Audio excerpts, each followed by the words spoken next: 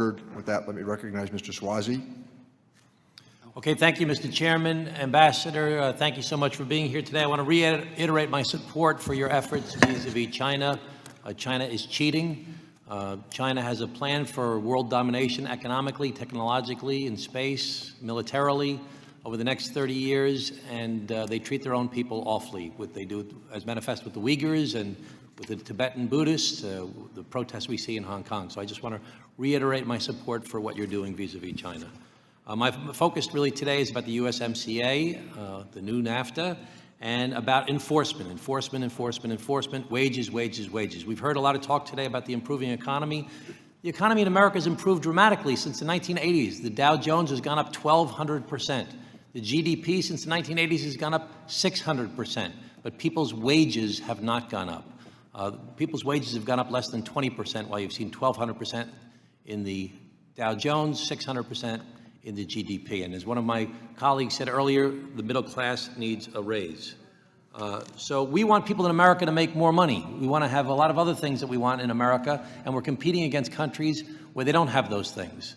So there's been some things negotiated in this agreement to try and get Mexico to do a better job regarding paying their workers, and they've had some labor reforms. On April 30th, Mexico passed their labor reform legislation that require them to overhaul their current labor system, replacing the structurally biased conciliation and arbitration boards with labor courts, requiring all collective bargaining agreements to be subject to free, secret, and personal vote by workers, to fix the recuento system for union elections, which are subject of prolonged delays of as much as years. The problem is enforcement. How do we know they're going to do all these different things? And this administration has said that in order to try and enforce these agreements, not by correcting some of the flaws from the first NAFTA, but instead they want to rely on the executive authorities under Section 301 of the Trade Act to impose tariffs and trade sanctions. I find it hard to believe that after negotiating this monumental agreement, after going through all these efforts, making an agreement with another nation, we're going to open up an agreement because somebody's violating a labor rule at a particular company, and we're going to impose tariffs on the country. I just don't think that's realistic. So I think we need to have more stringent labor enforcement requirements. And you said you could negotiate this in a half hour with the people that have been assigned by the Speaker. I said half day, but half day, okay, half day. It was still the same. So the Labor Advisory Committee, who's are folks that work with you from different labor representatives, have indicated there could be specific labor-specific enforcement provisions, such as an independent secretariat who would bring labor cases to courts, or more specific certification requirements that would ensure that trade agreement rules are abided by. Do you like that idea? Do you think that's a good idea? Would you support something like that?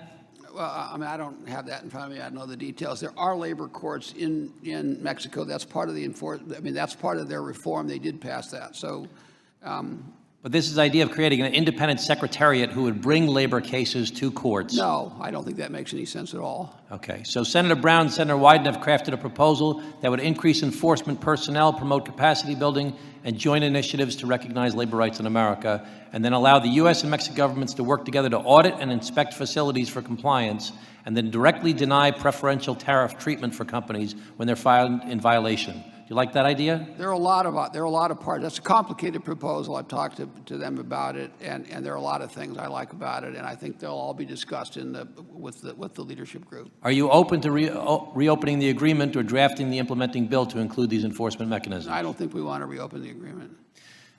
Do you think that there are mechanisms in place or could be put in place that would say, listen, we see this company is violating labor rules that we think are standards that should be abided to. We see that they're breaking the rules.